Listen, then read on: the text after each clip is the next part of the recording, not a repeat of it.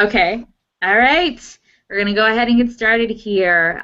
Sorry for the technical difficulties, but I think we figured it out, so we're good. My name is Crystal Yeldu, and I am the current Sixth Circuit Governor of the American Bar Association Law Student Division.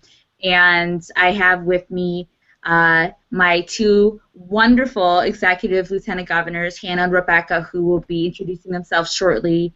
And we just want to thank you for attending or watching our spring circuit meeting.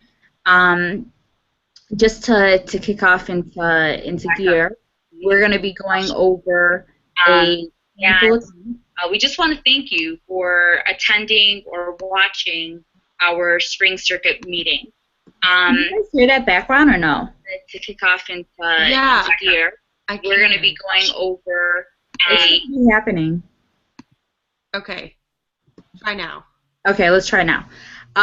So with our agenda here today, we're going to be going over a few different things. We're going to be talking about social media, legal career concerns, and how to leverage yourself, and student loans. And we'll have different people who will be introducing those portions. So to talk about the Sixth Circuit just a little bit, the Sixth Circuit is comprised of 3 different states that have 17 law schools. The states are Kentucky, Michigan, and Ohio. I think those are one of the best states. You know, just saying, we're all great. Midwest, proud to call it that. Some of the things that we've been working on with the American Bar Association would be the uniform bar exam, paid externships. So there's a lot of great things in the 1-year term that we've been able to really dive deep into that we find important for our law students. You know, especially when you're going to law school, you're not generally working, and if you are, it's not a lot of hours. You're not getting much pay for it. Mm-hmm. So it's an honor to be able to advocate for the students in our law schools and to be a part of that. So I'm going to go ahead and kick off by introducing Rebecca, and we'll go from there. Hey, Rebecca. Hi, my name is Rebecca Dusich. I am a 3L at the University of Cincinnati College of Law. I am going into corporate litigation after law school. I'm going to be with a really great firm. Super excited about that. As far as things I'm involved in law school, I'm the president of UC Law's chapter of Law Students for Reproductive Justice, and very involved in the reproductive justice world here in Cincinnati. So that's a little bit about me. Nice to meet you guys. Hannah? My name is Hannah Sims. I'm a second-year student at the University of Kentucky College of Law. Halfway through and very glad about that. I am currently so I'm involved in a lot of things at school. But I think, Crystal, you wanted us to share one thing that the ABA has done for us. So I would say, first and foremost, it's established kind of a network that I can rely on, and some wonderful programming like this that can kind of propel my legal career forward, I hope, upon graduation. All right, and Hannah, if you'd like to go ahead and get us going into our first topic. So our first section today, we're going to be talking about social media and the way you can kind of utilize all of these very popular social media platforms to kind of further your job search. You know, you've graduated, Crystal. Rebecca, you're graduating soon. Myself, I've got a year and a half, but we'll all be looking for jobs, and there are so many social media tools available. So today, I'm thrilled and pleased to have Sarah Elizabeth Bush talking with us. She is currently a program coordinator at the University of Kentucky Alumni Association and a social media guru. Taught me everything I know. So Sarah Elizabeth, do you want to, have I missed anything? Do you want to start with maybe a few quick comments, and then we'll move into some questions? Sounds good to me. Like you said, I am Sarah Elizabeth, and I have had a long history in social media. Not only do I work at UK, but before I went to UK, I lived in DC, and I was a digital media coordinator at a nonprofit advocacy firm that we worked with nonprofits, and then we worked with government agencies as well. So I did political advocacy while I was in DC, and basically was on social media 24/7, knowing everything that was going on. So I think in our generation, we've had a really great opportunity to grow up in the social media age and really learn it, but then using it in the professional career has been something I've been doing for the past 3 years since I've been out of school. Wonderful. So I guess we can move into some questions. I sent you a few, so we'll start with those, and then maybe Crystal and Rebecca, if you have anything to add, we can go from there. So first off, what social media platforms are you using, and do you suggest that someone who's using social media to further their job search, what are some of the top ones that you think we should be on?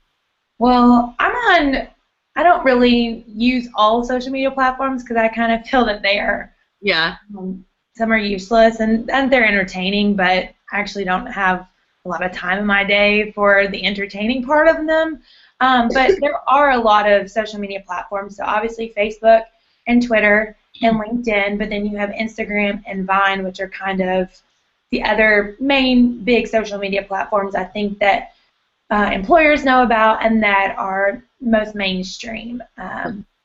So I would like to say that, like, I think social media plays a huge part in your employment opportunities because it is the one thing that you can do to market yourself and to be a brand without, because they're going to go and check you. They're going to go and figure out who you are. So it's not only a tool for you to use in the workplace, but it's also like a way for you to say, this is who I am. And I was really lucky that in college I had a group of people that I think kind of monitored what we were putting on social media, so I was always conscientious of that. And so moving into the job search, I think that all platforms are very useful, but definitely Facebook is good for like groups and forums and things that you can find more information about. But then LinkedIn, obviously, you want to have an updated LinkedIn profile, and you want to make sure that you're always presentable to anybody that would want to come and look at your profile, but you can also join conversations and join topics that you're interested in. So yes, job searches and even things about legal aid and or student loan paybacks. There's all different forums for things that are on LinkedIn. But my favorite, as far as job searches go, it's kind of random, but Twitter. Twitter is great because there are, like when I lived in DC, there was a handle that was just like political jobs in DC, and it was like a website that would post a job every single time that you wanted to find out a job. And so no, I don't think that it depends on where you're located and what you're doing, but you can follow companies that you're interested in. Like I see on my newsfeed all the time that this company is hiring, here's the job search, and they can just put the link in, and it's a way to promote what they're wanting to who they're wanting to find too. So Twitter is probably my favorite as far as like short information that doesn't get lost, and that's how you can find a lot of jobs.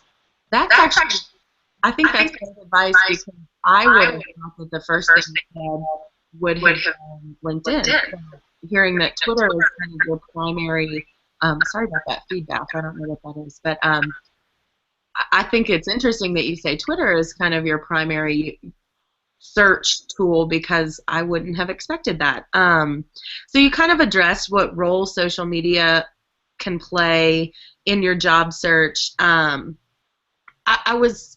think that you've already touched on this a little bit, but I know that on the recording we'll have students from a lot of different states who might be seeking jobs outside their current legal market. So for example, I am in school in Lexington, Kentucky, but I might want to work in Cincinnati or Louisville or somewhere else. So would you touch briefly on the way you think social media could help someone who's looking for a job in a legal market that they don't currently live in?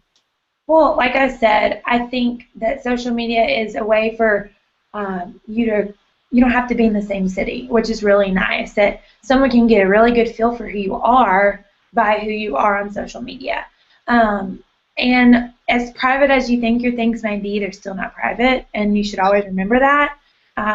So you are presenting a brand of who you want to be seen as.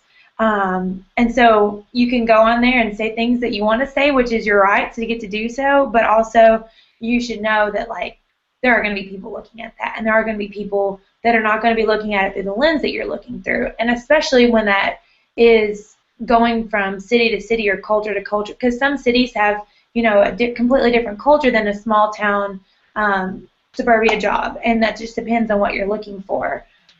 So that's the brand that you want to present on social media. Like I said, there's a lot of, on social media you can, my biggest thing is follow people that you're interested in. So if you want a job at this company and they don't see that you're actually like know anything about them or want to be involved with them, they're less likely. I mean, you can check those kinds of things, and that is something from someone that has interviewed a lot of people from out of school. That's something we look for. Like, do you even follow us at the Alumni Association? Do you even know what our programming is? Why would you want a job here when you're really, you know, you just want the job, you don't want to be part of this team and want to know what's going on.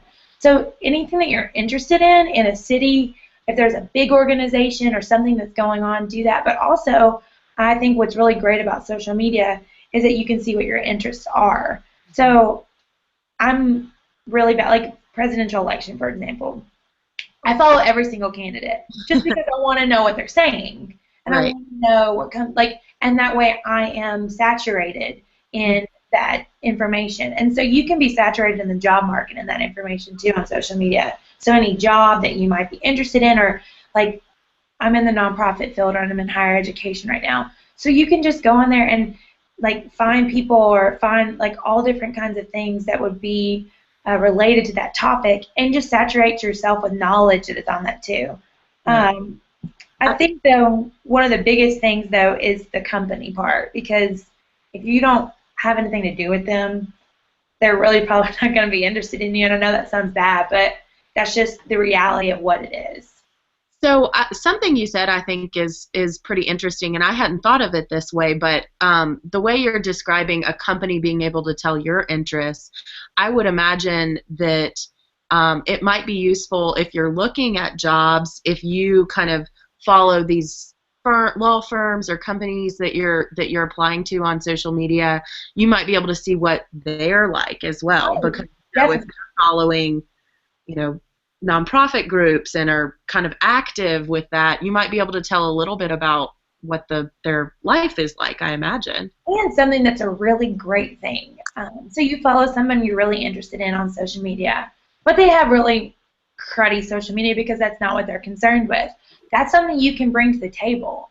So you go in for an interview and you say, you know what, I saw you all post this on social media, but I know that I think there's lots of ways that we can improve upon. And I know that's not your job, but I think that in our generation, social media has become a part of everyone's job. It doesn't matter if you're.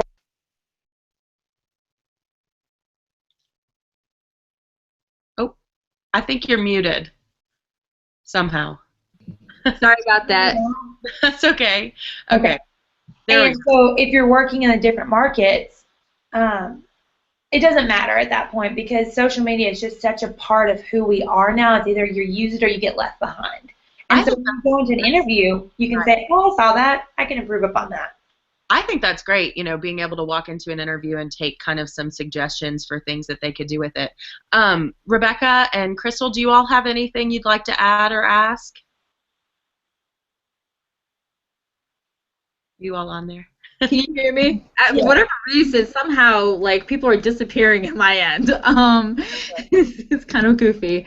Well, I think you guys kind of touched on it, because the couple of questions that I was planning on asking is, what are the best social media platforms to use to being a part of a legal career, and also is it, can it be intrusive for employers to kind of look at your profiles, like whether it's Facebook or versus LinkedIn, which I think is completely appropriate because it's a professional network? Well, I definitely think it is part of you. Like, whatever you put on social media is who, like, you're putting that out for the world to see. Like, you are saying that this is what I want you to see and know about me. So when it comes to an employer, it could be intrusive, but it's just, I mean, you've given people that opportunity by putting it online. And that's kind of a hard truth, I think, to come by sometimes because we want our privacy. And things are blocked, but I think what you say and what you do is a representation of who you are, and especially in the eyes of an employer. And a lot of times, like, I end up telling people what I think when you're less secretive about it, you have nothing to hide. So, like, on my resume, for example, it has that I am, I have like the little icons at the bottom, and these are all the programs that I know how to use. And so, like, Twitter and social media, like Facebook and all these things, like, I know how to use them properly. And then if you're in an interview and someone says, okay, like, they say, what's your Twitter handle, or what's this, you can easily access that and tell them that. And I think also a lot of times I don't really care if you want to, like, I have it on, I mean, I work in a different market, but I have my Twitter handle on, different profiles or things like that. And especially when I worked in DC, like, people had their Twitter and their Facebook links on their business cards. It's a bizarre thing to think about, but, like, follow me on Twitter. And a lot of times, like, you want to know who I am, follow me on this. And I am less probably active about what I say on Twitter, but more of who I follow and what I do. And I think that's the way you can utilize the platform and not necessarily say something or have someone know things about you. I mean, also I think, though, it's important to recognize that you're interviewing them and they're interviewing you. Right. So you want to know things about them and they want to know things about you, and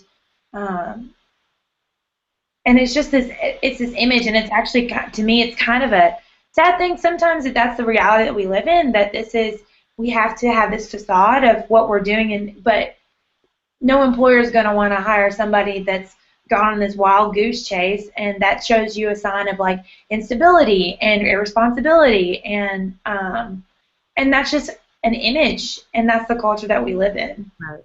So I guess in wrapping up, I think you've got to get out of here, and we're going to move on to another section, but I wanted to leave with one last question. So you mentioned you've conducted a lot of interviews and evaluated a lot of job applicants.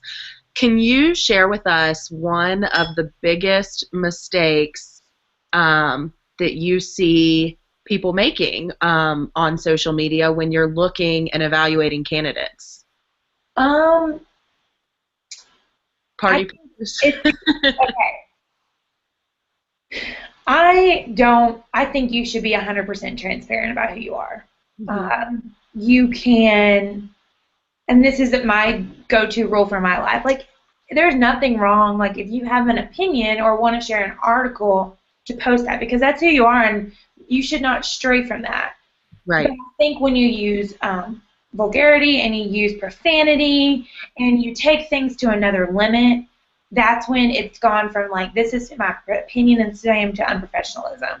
Right. And that shows, like, if you can do that on social media where you think nobody is following you, what are you going to do in the workplace? Right. And so, like, and if you already have that information, go and delete it. Like, I know it's still out there, but, like, at least delete it. Like, if you've been, like, throwing out curse words while you've been tweeting and doing those kinds of things, like, I don't necessarily think that it's 100% wrong, but I also think that as from the eyes of an employer, it's definitely something that you look at and you think, okay, what is that and what are you doing?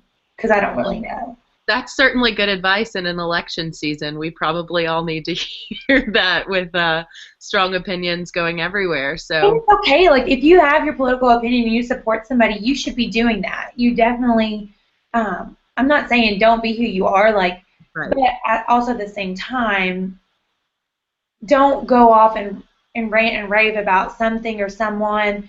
And don't go the line. Yes, and don't go over the line. You can have your opinion, and you can be very strong in it, and I think that shows a lot about who you are and about who probably looks good. Yes, active but there's I think you should walk the line though, and especially when you're looking for jobs. Like I've always just had that rule, and I've had it for a long time. Is that don't let people see you doing stupid stuff. Like it's you just shouldn't do it. Like there's no need to take a picture of it and then post it online, because what if you do run for governor or for president one day? Like that's in our generation. Like I'm worried for the people that are going to be in politics because of all the things they've put on social media. So. Well, that's great. Sarah Elizabeth, thank you so very much for joining us and having a little social media conversation. I know you have to head out of here, so we'll transition into another segment here, and have a wonderful day. Thanks so much. Guys, you guys have a good day too. Thank you, Sarah. We really appreciate it, Sarah Elizabeth. Bye. All right, and we have Rebecca, who will be introducing our next topic and speaker. Yes, so up next we're going to have Mina Jones-Jefferson, who is a Senior Assistant Dean, Chief of Staff, and Director of the Center for Professional Development at the University of Cincinnati College of Law. Dean Jefferson has been a tremendous help to me personally and to students across the student body for quite some time at the UC College of Law. What's really interesting about Dean Jefferson that I think is important to note is that she's one of only a handful of law school professional services people who actually has experience as a hiring partner in a large law firm. She worked in commercial litigation for almost a decade before joining UC, so she has experience on both sides of that conversation and really utilizes that to help students get prepared for their careers. So I'm really excited to introduce Dean Jefferson. And if you want to, I guess I'll just hand it over to you now, ma'am. Okay, can you hear me? Yes. Perfect. All right. Well, good morning. Greetings from Louisville, Kentucky. Actually, I'm here for a volleyball tournament with my daughter, so anyone who's played volleyball knows exactly what this weekend's like for me. So I appreciate the break. In any event, I really am glad that I have an opportunity to talk to you all today. Certainly, people always ask me, like, how's the job market? Are people still hiring? And the good news is the answer is absolutely. They're just hiring differently for different roles, perhaps. But more importantly, I think what I have learned over my 13 years in career services is that the hardest part about any job search, regardless of the market, is getting a student engaged in that process. So I'm going to kind of hit some things, kind of talk about how does that look? What are the behaviors I'm talking about? And then certainly want to be available for questions. So, first and foremost, being engaged. There's a huge segment of the legal industry that hires just in time, not just in case. Just in case is kind of how Big Law typically hires year in, year out, where they're projecting about 18 months in advance in terms of what they think their full-time need might be. That hiring actually only accounts for, well, let's just put it this way. About half of each graduating class goes into private practice. And if you look at that half, within that sliver, about 20% will go into Big Law. So it's a very small portion of the hiring market, but nevertheless, that's almost 90% of what you see or hear. But the reality is that the most of the work is just in time, meaning employers are going to hire when they have a need. And the first thing that they ask a colleague, friend, or relative is simply, who do you know? So I want to talk about, how to make sure that your name comes to mind first. And in order for that to happen, you've got to get out of your law school building. There are certainly some people that you'll meet there, but there are far more that you will meet out in the community. So once you get outside the building, we'll start with inside. Rebecca can tell you that I often say that a 50-minute program at the law school is the equivalent of about 6 to 8 hours of independent job search. So you want to maximize, first and foremost, those people who are coming on campus, either as adjuncts to teach your classes, or maybe even they're there for programs. It's far easier just to go, make the time, and go early, stay late, what have you. Make sure you make the connection so that you can do the follow-up and start creating a relationship. So certainly there are countless opportunities that you have under your roof, so to speak.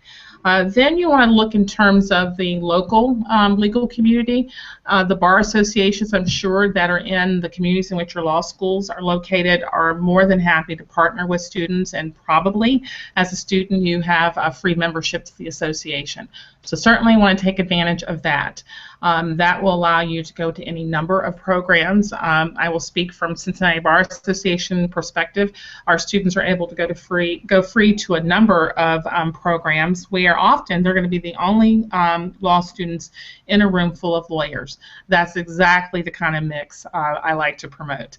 So you want to take advantage of that. And even if you see some, maybe you're interested in labor employment, I suspect a local bar association is going to have a labor and employment committee, and that committee is probably going to put on an annual seminar for its members.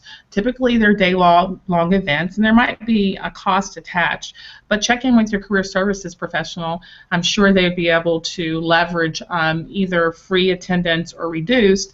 But, I always think it's a good opportunity maybe to work the desk, so you're checking the attorneys in as they arrive, and again, that's how you can make a connection that you can build upon. Beyond that, think about young professional groups. Those are going to be plentiful in any metropolitan area. Another great way of meeting professionals like yourself that you can kind of grow up together in terms of going up the corporate ladder together. So you want to make those connections, and the good thing about that is that you're going to be making connections around, by doing things that interest you. So maybe it's the opera, maybe it's the symphony, maybe it's some other, excuse me, that's my daughter. Let me just make sure that I push deny. She's safe, I'm sure. In any event, you want to make sure that you're connecting with people around mutual areas of interest, because that dials down the pressure that inevitably arises when you're talking about networking. I like to think of it as friend raising. That makes it far more comfortable for me, and I often suggest that, kind of reframing for anyone who gets a little anxious around that particular topic. Think about tapping into your alumni associations. All of you guys have, an undergraduate institution that lands on your resume. Be sure to take advantage of those relationships. Maybe you went to a school that's a big basketball school. Then find out where the local alumni chapter is having a watch party at this time of the year, particularly with the NCAA tournament around the corner. A great way to get in a room with people, mutual interests, and then you can build on areas of commonality. And inevitably, there's going to be someone in that crowd who indeed is a lawyer. So what do you do, with this, with these relationships? Well, there's a lot of follow-up and care and feeding to nurture the relationships. And I didn't catch the full discussion that preceded me regarding social media, but certainly social media is another way to make those relationships and maintain them. But you want to make sure you're staying in touch with people, keeping them apprised of what you're doing. I think that you can also offer up your services, and by that I mean with spring break coming up, maybe you say, if you, particularly for a third year, you can easily reach out to someone you've met along the way to ask if by chance they have a discrete project that you can help with over spring break. It's those little touches that really build towards a long-term relationship. The reality is that as a third year, you don't need the job right today, but you need it in about 6 months or so. So you want to make sure you're planting seeds and watering. Social media, there's a lot of ways you can use it. Again, I'm not going to duplicate here, but what I can tell you is that LinkedIn, as you probably know, is the primary tool of a professional. So that's a space that you want to occupy in terms of leveraging your professional brand. And in doing so, again, you want your headshot to be professional looking and for your description to read pretty much like a resume might. But in addition to promoting yourself via social media, particularly through LinkedIn, which I have mixed feelings about how effective it is for a student, for people looking for you, but I think what it does is that when people meet you, it's another place that they confirm, your professional footprint, if you will. But it's also a place where you can find out a lot about employers. A lot of employers have a presence in any number of arenas, and it's just a good way for you to figure out who's doing what, to get some intel perhaps. You might be able to pick up on a blog that might be affiliated with an employer or someone that you know. Again, it's all about making connections from my perspective, leveraging them and growing them. Does anyone have any questions before I'm just chit-chatting away because I have nothing but time. So I wanted to actually just touch on something. You talked about all of these networking events and things that people can go to that are really more social and to kind of leverage those into networking opportunities.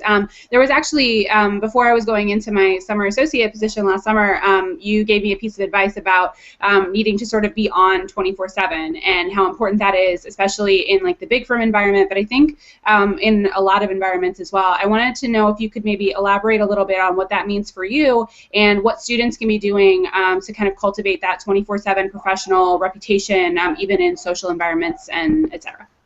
Absolutely. Well, for me, I think that means that within 5 blocks of your place of business, your organization, it's game on time, and that includes parking garages. And that's just a random story. I literally encountered a candidate in a parking garage, and I didn't know it was a candidate at the time, but the person stood out because she was kind of aggressively driving, we'll say, in the parking garage to get a space, and lo and behold, she turns up in my office later in the day, and so I had an impression of her already. She probably didn't think that she needed to be on until maybe the elevator doors open, but I think you need to be aware that you never know who you might be encountering. So that's probably on the broadest speaking level, but really everyone that you touch is going to have an impression of you, and ultimately, if we're talking about a summer position, is going to probably have something to say about your long-term prospects in that particular arena. So as you know, you want to be making sure that you are interacting not only with the attorneys, but any administrative staff. They can be huge assets to you in the workplace, and that they know the work styles of the attorneys with whom you'll be working. They know the culture and can really help you stay far away from problematic situations. I think it is easier now than ever to stand out for all the right reasons.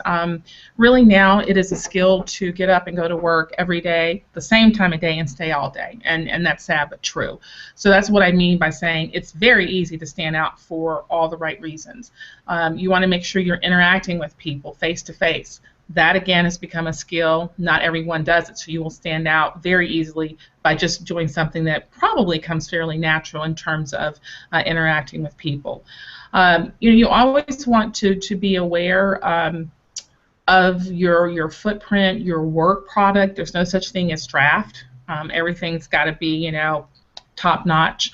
So those are just some quick thoughts that come to mind, Rebecca, in terms of how to manage that part. Okay. Great. Also, so I wanted to touch a little bit on students who actually don't have any idea what they want to do yet.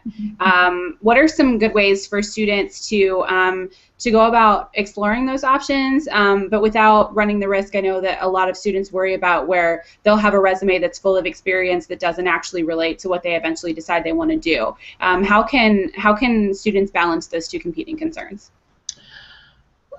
Great question. I think that some of it needs to be experiences that don't land on one's resume. For instance, if there is a mentoring program either at your law school or through the local legal community, take advantage of anything that's going to expose you to a variety of career paths. I think you got to start somewhere. Either you ultimately have to know either what you want to do or where you want to be. And once you answer one of those two questions, then you're able to be more strategic.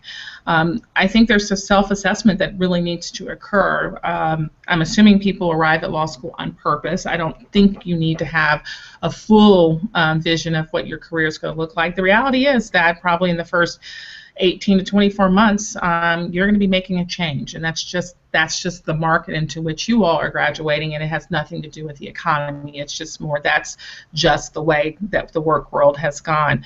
I think really taking advantage of those programs on campus so that you are going and you're hearing more about work being done in a variety of areas, so that it's not just you're hearing about say, I don't know, let's go with tax, but you're hearing about, well, maybe there's this thing called ERISA, and there might be, some kind of relationship between the two. So how different subject matters play out, but then also how work settings differ. So I think first and foremost, taking advantage of programming that exposes you to different things is a real good way to go to avoid having a resume that looks like you're jack of all trades. Hey, okay. Rebecca, I have a quick question, if you don't mind. Sure. So one thing that I've struggled with, and I worked kind of I'm here in Lexington, Kentucky at UK College of Law, and I worked at a kind of large medium firm last summer. And one thing that I struggle with is kind of figuring out what the process is to reach back out to people from that summer associate experience. How often, when, what should I say, what, email, should I ask them to go to coffee? I struggle with that process. I don't know when to do it, how often to do it, who to do it with. So do you have any advice for how to kind of stay in contact with those work friends and work relationships that you establish during either, whether it's an associateship or internship or whatnot? We've all had experience, but I just don't really know exactly how to go about staying in touch. Sure, that's so tricky. Like how much is too much and what's not enough. So it's a fine balance to strike the right rhythm. Well, I first and foremost, if there was someone who was your central contact for the firm, that is a good person to always kind of inform of anything that you're doing that maybe they don't know. So maybe you won a prize for a class, or maybe you got selected for a journal, or maybe you won a moot court argument, or maybe you made the moot court team. Those are really good opportunities to reach back and just say, hey, I just want to share some great news with you, hope all is well. And it can be as simple as that, and that could be something that's done via email with a central contact. If there are people that you spent more time with and you felt like you'd actually developed somewhat of a relationship, I think then certainly coffee is a nice thing to do. I'm assuming you have fall break, or if not, spring break, winter break, whatever the break might be, but that presents another natural place for you to say, hey, I'm going to be on break. Do you have time for coffee? And don't just leave it so open-ended. I'm going to be on break the week of March whatever and would love to have coffee Tuesday and Thursday look good for me, that kind of thing. Because what they can do is they'll get back and say, I can't do Tuesday and Thursday, maybe Monday. But you want it to be action-oriented, because even now, if I get an email that says, hey, can we get together sometime, it's never going to happen, because I don't want to do the thinking about what sometime might be. So I think, sharing good news with that central point of contact would be great. Those with whom you have somewhat of a personal relationship, keep doing something social. And I think the breaks in your academic calendar provide a good reminder of who should I be spending, some time with over this break. I think also, briefly on the topic of your breaks, use those strategically. If, for instance, you are in Lexington, but there might be an office in Louisville that catches your attention, then get to Louisville over break. So make sure that as you're traveling, I think it's always wise to be very strategic. But again, good news should go to the central contact and anyone else, and those who are social, maintain social contact. But third, one of the benefits of being out and active in both the legal and professional community is you're going to run into those people. Yeah. Great. Thank you so much. That was so helpful. Thank you so much. We actually have a second speaker in this portion. We have the lovely Miss Pulana Ali, who attended Western Michigan University Cooley Law School with myself. She is a young lawyer at the Strategic Staffing Solutions. And she's a staff attorney there, so we'll have her say a few words and then have her join you with any questions that we can have answered. Pulana?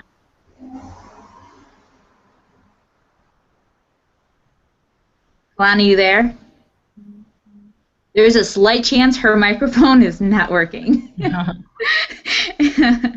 Hold on, let's see this. I'm gonna have to do this old school. We're gonna get her on speaker. Let me know if you guys could hear her when I do this, okay?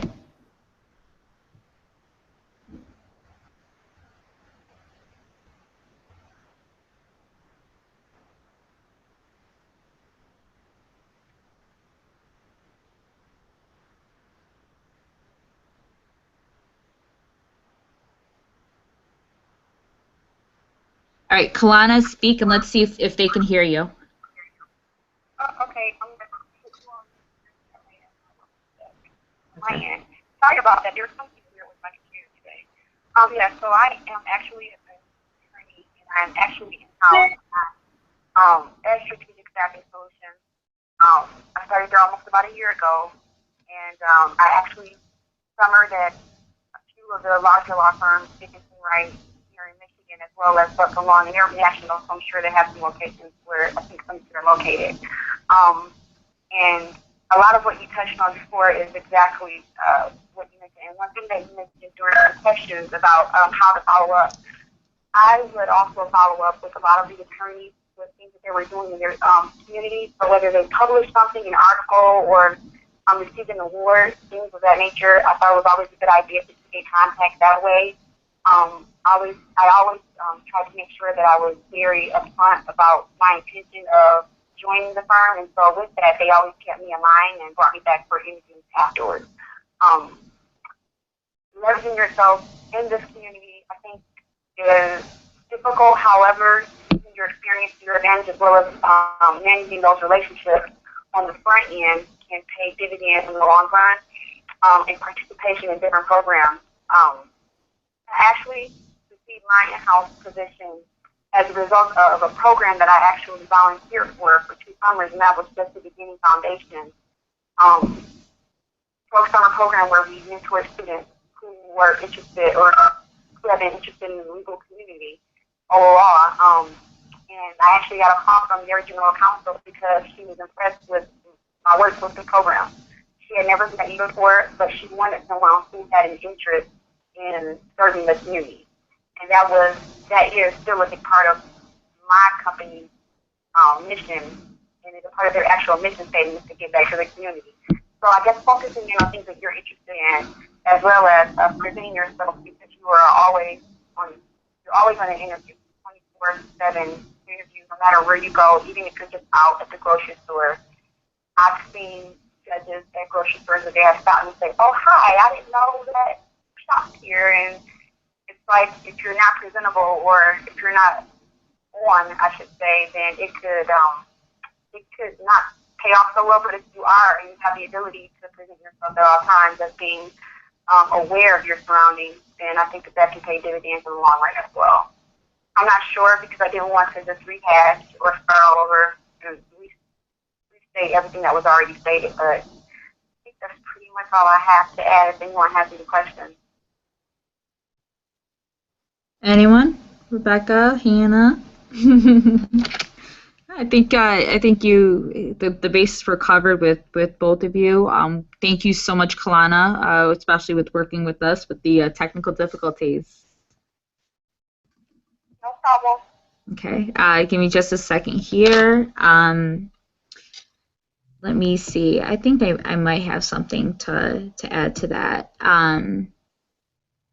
Now, if somebody were researching for a position, whether they just finished an internship and they might want to look elsewhere, is there a best practice that you might have as far as how to look for a job?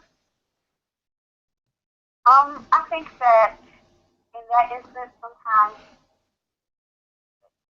mailing your resume as opposed to emailing sometimes can be effective in that position or in that instance, and as well as making it known and making it a point of interest that you are willing and you're excited about joining that particular area, trying to, I guess, or attempting to bring in or tie in any ties that you have to that relevant community there is always important as well, because I think employers are reluctant to hire out-of-state people because there are a lot of transportation costs and or licensing barriers involved. If you're not licensed in that state, you have no ability to practice there immediately, then of course a local candidate will always be more marketable to them in that instance because they want someone who can hit the ground pretty much running.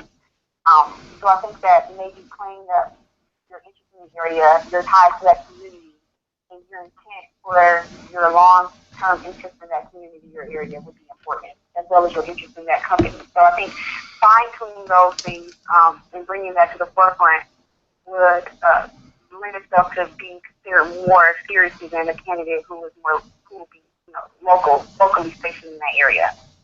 If that helps. Okay. Yeah, that's very helpful. Thank you so much. We really appreciate your time, Kalana. We have another, we're actually ready to go on into our next topic. So give me just a second here.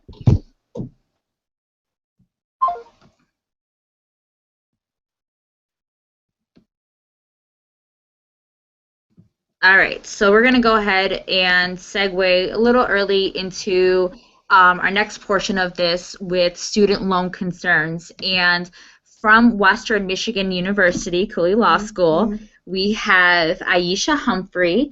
Aisha has been a wonderful part of my experience with Cooley, and I'm so honored that we were able to have her here with us today.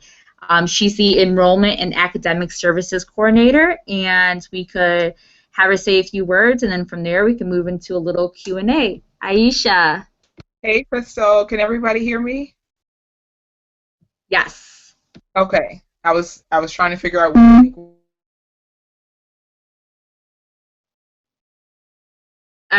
You cut out. Okay, there you go. There you go. I'm like, we lost you. Okay, we got you again. So let's hope this works. Okay, so I am a Cooley graduate. Gosh, it's been a while. I can't remember. So 5 or 6 years or so, I went out into the world, did some work in child abuse and neglect cases, and I actually went to Cooley and worked in the professionalism department running pro bono programs. Left there, went out into the workforce again, doing immigration cases and insurance subrogation. Got the opportunity to return, and since I love working with students, and especially law students, I figured I would come back and have at it again. So in my position now, I do a lot with financial aid when it comes to students before they are starting law school, while they're in law school, and then once they get out of law school. And considering I have been in that seat before, I know all too well about student loans and how to get rid of them, in short. So are there any specific questions people have? Where do you want me to start? What do you want me to cover? Well, we might all have questions, but I have a couple written down that I thought might be helpful. Okay. When we're done with school, we get that lovely email that tells us how much we owe, which is like a really big shock, but not really. So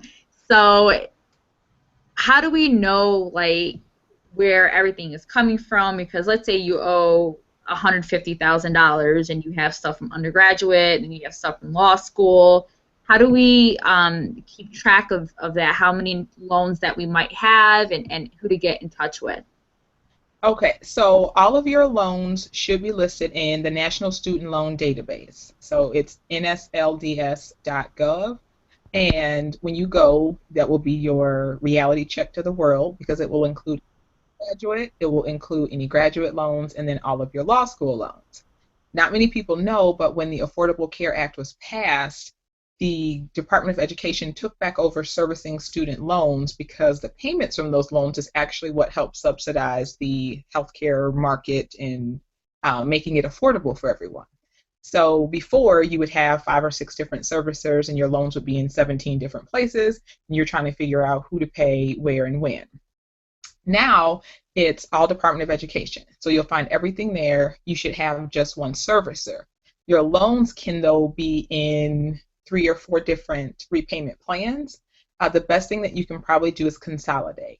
Consolidating will do a couple things for you. One, it gives you one payment, maybe 2, depending on your interest rates, and then it will also lock you in the event that interest rates go up in the future. You'll get the interest rate that you had when you decided to consolidate. Consolidating also helps for certain repayment plans, because some loans aren't qualified for the repayment plans, where basically they're going to forgive some portion of your loans for you unless you consolidate. There really are no downfalls to consolidating, and it'll make it so that you are really only paying what you can afford. And that's like the huge piece, is to look into those repayment plans so that you are not still eating ramen noodles 5 years out of law school because you're trying to pay this money back.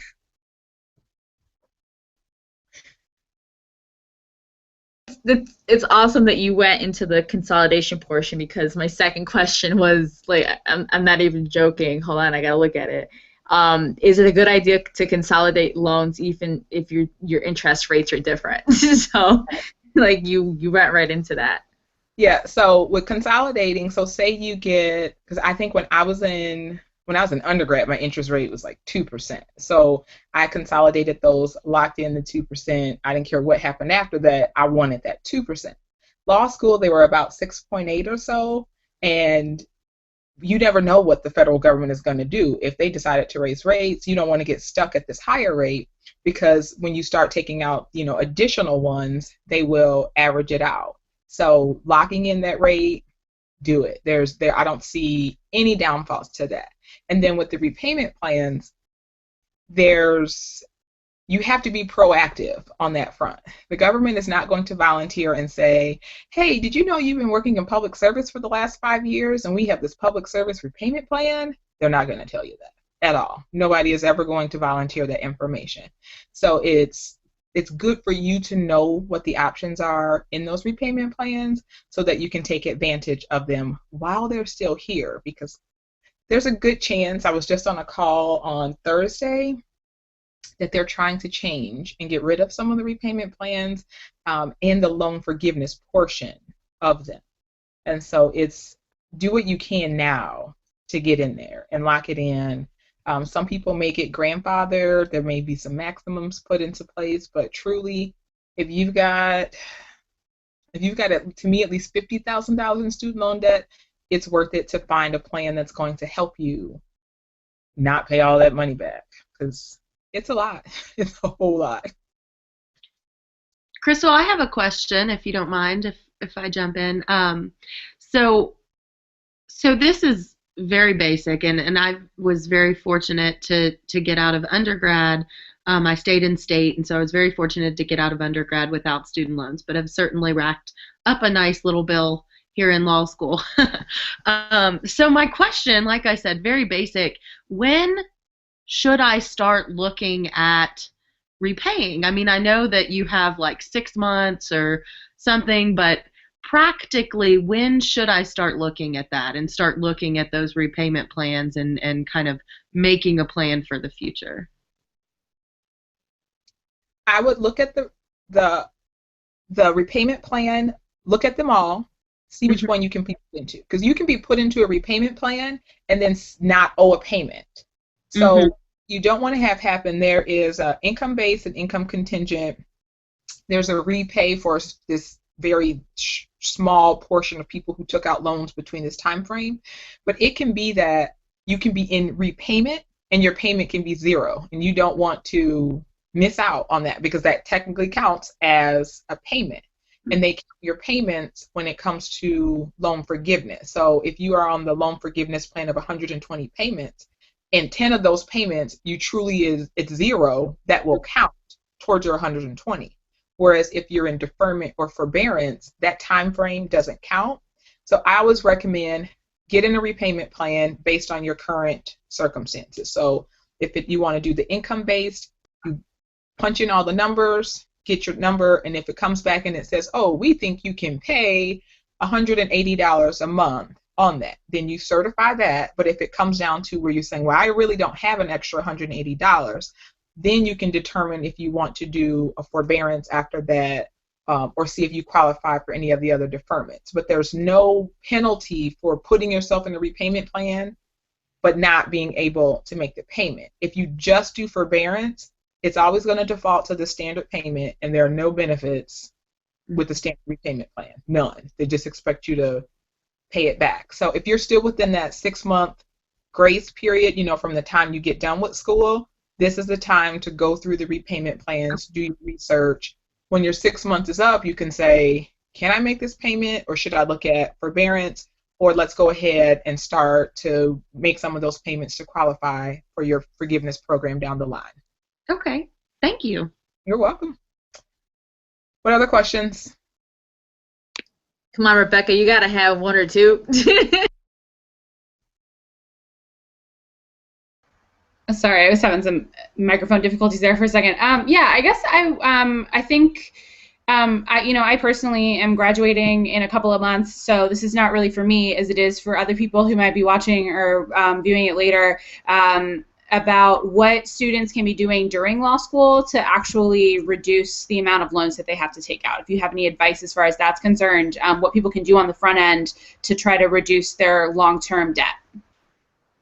Yes. So what I tell the students who haven't even walked into law school is to figure out a budget, calculate how much this is actually going to cost. When a lot of times when you're looking at law schools and you're thinking about it, they'll talk in terms of, it's only this much per credit hour. It's only, well, when you do that times 90 and you get this final number, it becomes reality of, do I really want to have, that much debt? And that's just tuition. That's not counting any living expenses at that point. So it's saying tuition, it's one of those things where you can't really do anything about that. The one mistake that I made that I tell everyone to caution is to build in tuition increases. When I did the calculations for how much I was going to borrow, I was under the assumption that tuition was never going to go up. And it went up every year I was in law school, and so I had to recalculate numbers for that.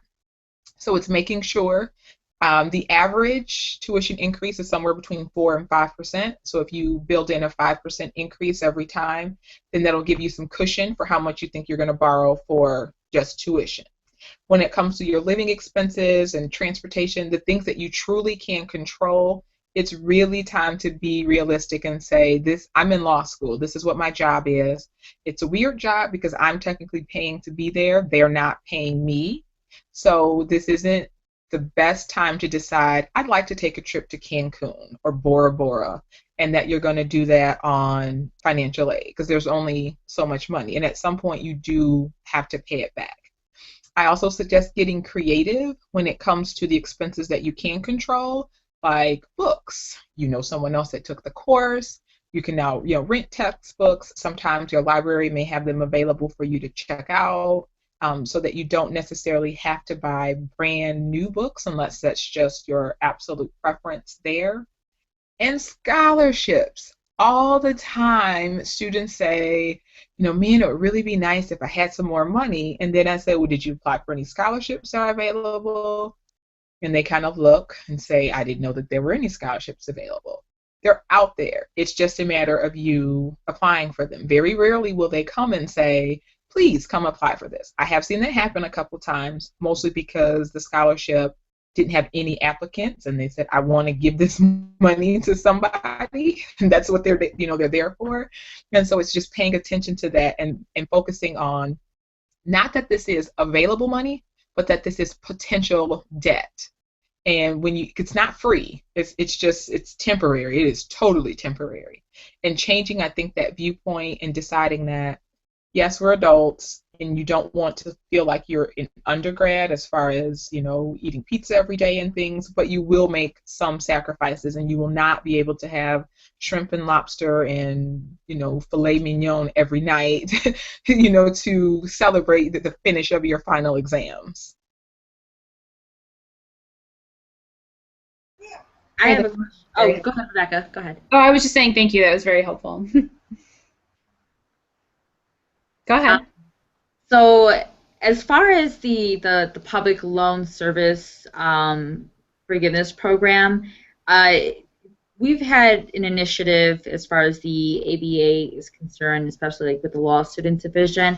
My question about that is, do we have to be proactive about that, or how do we, if we're doing something in the public sector, how do we apply that for the 10-year period to get that forgiveness? Do you know anything about how that works? I do. So the way it stands now, and then I'll tell you about some potential changes that Congress is eyeing. How it works now is that your 10 years in repayment, they don't have to be consecutive. So if you work in public sector for 3 years, then you get out, you go back for 2 more years, you get out again. All of that time counts. So your 3 years and then 2 years. They don't care that it's broken up. But you have to be the proactive one. They did get nice and decide that They will have a form that your employer can certify, because their definition of public service means that if you work in, the public sector for your city, state, local government, any nonprofit organization, and then certain other eligible companies that may not, on the face of it, appear to be in the public sector.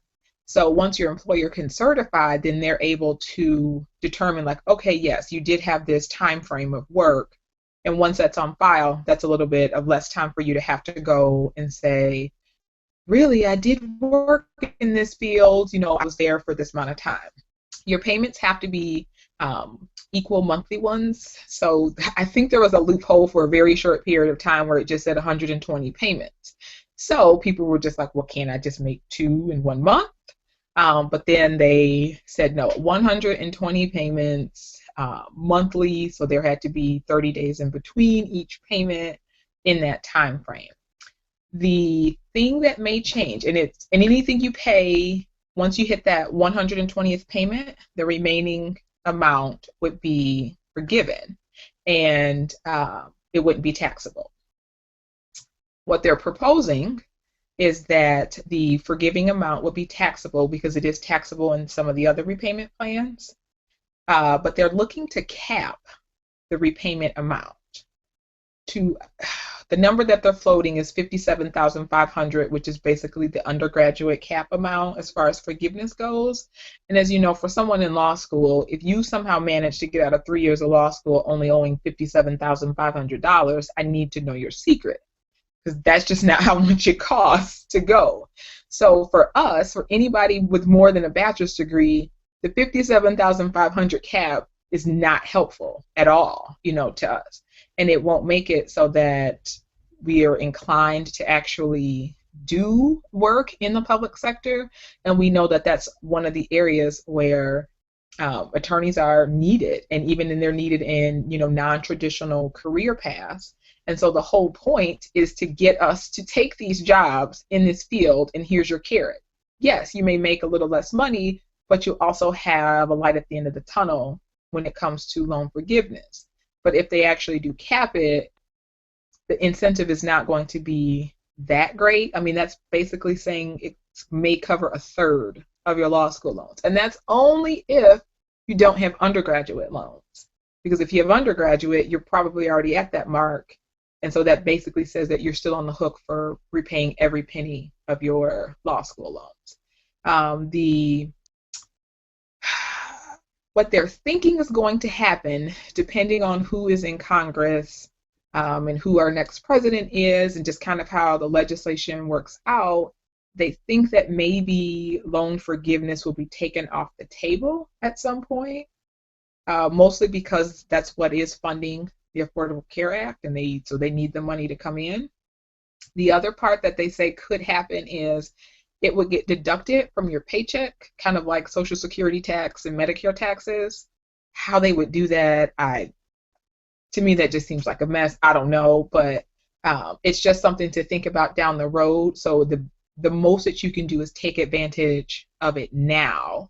If you are in the public sector, get your employer certified. When you log on to the Department of Education's website, and you go to the public sector forgiveness program, there's a link for the form that you can submit to your employer to have them fill out, and at least you can have that on record, so any payments you have can count towards that. Because you can be in that program and still be in any of the repayment plans. So if you get the repayment plan that says, oh, your payment is 0, that counts, and you want it to count while you're doing whatever it is that you're doing. So if it's still around during the next congressional session, then nothing happens to you. It's like it actually is a good thing. Thank you. That was really awesome. Do we have anyone else with any questions? All right, Aisha, thank you so much for joining us. We're about to do a little conclusion here, so we appreciate your time today, and that was very, very informative. So thank you. You're very welcome. And then Crystal, you have my email address, so if there's anybody that has questions, you have Crystal's contact information. She can put you in contact with me Happy to answer anything about law school, pre-law school, post-law school, how to navigate the world, and not go hungry while you're paying this stuff back. Actually, I have one, like, now it just came to me. I have one more. Do people ever, or are you able to, merge your own law school loans, or not even just law school, any student loans that you might have with a Parent Plus loan? Or does it not work because of Social Security numbers? Does that make sense? It does make sense. You Okay. can merge your loans with your, if it's backed by the federal government, there are certain ones. So you have to be careful about the repayment plans, because some repayment plans won't allow, so you can't put private loans in anything because the government doesn't own them. So they don't have any control over what that company does with it. But there are certain repayment plans that will allow to put those in with there. So if it's backed by the government, you may be able to say, hey, can you consolidate all of these? Because basically when you consolidate, you're writing a new promissory note, and so you're saying, I'm taking on that loan. So say you had Grad Plus with the cosigner, at which point you consolidate it, your cosigner's off the hook because it's not theirs anymore, it's yours. The same would be if your Parent Plus loan can be consolidated in, they're off the hook, it becomes yours when it's consolidated in. And you want to check that because there are certain repayment plans where they almost require you to consolidate to keep them just in you. So like your parents won't necessarily qualify for a public service, repayment forgiveness program, but you would. So your goal would be to get that wrapped up into yours, consolidate, gets them off the hook, becomes your responsibility, but you also get the benefit of the repayment portion. Thank you. And then I actually one more, I swear. This one might be a little morbid, but I've heard it asked more than once, and it kind of got me curious, and I don't know if you know the answer. You probably do. So if I were to pass away and I have all this debt, this student loan debt under my name, does the debt die with me? It depends. It depends. So by default, yes, it can die with you. If you have your estate and it's set up and there are funds available, the government may say, hey, pay me back, unless it's going to prove hardship to your estate. For the people that I know, if something happened, like if you become permanently disabled and you show, I just don't have this, I can't pay it, the government does not go and look for another route to pay that. But if you have, an estate, it's still yours, and although you're dead, if you have an estate that has funds, technically, yes, they can say, hey, estate, pay me. They would get in line with your other creditors. And then it would become a matter of if they're a priority or not, which technically the government is because they're the government. But I haven't heard of many people dying in the midst of paying back their student loans. But I also haven't heard of anyone saying that their estate did have to repay that debt. So that is actually probably something worth looking into. Which would be something good to keep in mind. Say you're 20 years into this and that's your kind of repayment plan, you would do so. For Parent Plus loans, that although they took that loan out on your behalf, that doesn't mean you then become on the hook if your parent should be deceased. Like that one is not yours. It would be similar to like if they bought you a car and they got the car loan, although the car is for your benefit, the bank can't say, well, you're driving the car, so give us our money. It's the same thing. It's like, although this is your degree, that is their loan, unless you have taken that part over. So the takeaway is make sure you have a will. It's never a bad idea to have a will. If you remember anything from that course, dying intestate is just bad. It's bad, it's bad, it's bad.